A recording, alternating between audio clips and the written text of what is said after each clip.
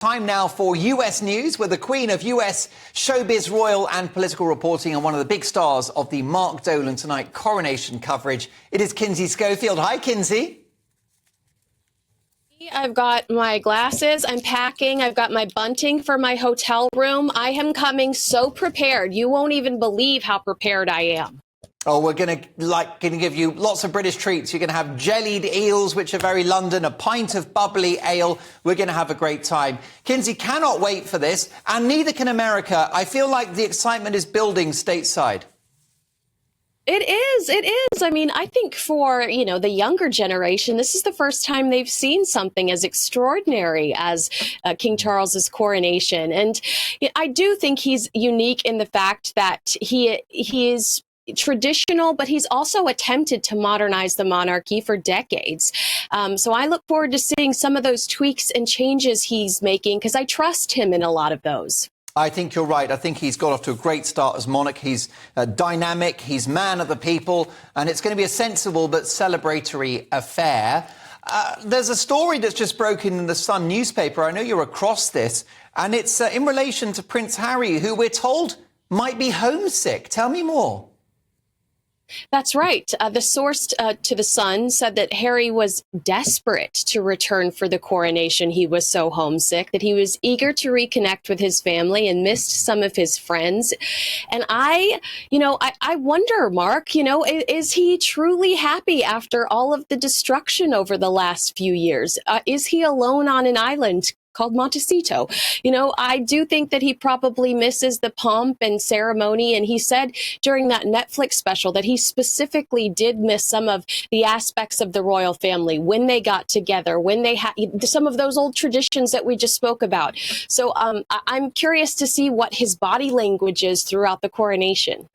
Indeed, and notwithstanding all the conflict that we've seen between Hollywood and Windsor in the last few years, miraculously, King Charles and Harry have managed to keep something of a relationship going. I understand it was a conversation between the King and his son that led to his acceptance of this invitation to the coronation.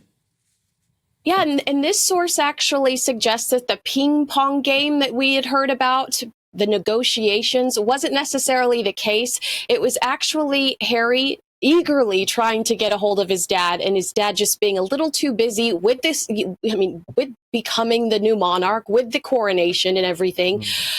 And also they did say that perhaps he wasn't necessarily 100% trusting of his son just quite yet. But it was not necessarily this ping pong game of negotiations. Harry just had a hard time getting his dad on the phone. But once he did, they both felt comfortable. They had that heart to heart. And now the king is looking forward to seeing his son at the coronation. What do you make of Meghan Markle's statement? We've just quoted it on the show. She thinks that all these stories about letters that she wrote to the then Prince of Wales, now King Charles, in the light of the Oprah interview, she said it's old news. She wants to move on. Do you buy that? I love this quote, Mark. I mean, these are the same people that 3 years after they left the UK produced 6 hours of content for Netflix complaining about what happened 3 years ago, a book complaining about what happened 3 years ago, or petty things that happened 20 years ago. They didn't get the biggest room. Oh, woe is me, champagne problems. These are people that are fixated in the past. They are stuck in the past. And I would just, I'm just suggesting the Telegraph has had very good access to Harry and Meghan leaks. They had Spare before anybody else had Spare. And they were the first ones to report that Harry had tried to see Charles when he was there for that lawsuit a few weeks ago, and Charles refused to see them. So it does seem like somebody close to the Sussexes has a contact at the Telegraph. I'm just saying. That's all I'm saying. Joe Biden wants to finish the job. Tell me more, Kinsey. Okay, so they're saying that Tuesday he's going to officially announce his run for presidency, and that his motto might be finish the job. Mark, there is a Grim Reaper joke here that I refuse to make because I'm above that. But people are kind of just patiently waiting to see what comes out of his mouth on Tuesday. Will that be his official motto? We're going to have to wait and see, but Tuesday is the big day. But America is so bonkers that he could run and he could win. please pray for us. Get on your hands and knees as soon as the show is over and just say a little prayer. I mean, he could. I don't know. His approval rating is so bad right now that I don't, and it does seem like the Democrats. It's not going to be Robert Kennedy Jr., although I love a good Kennedy.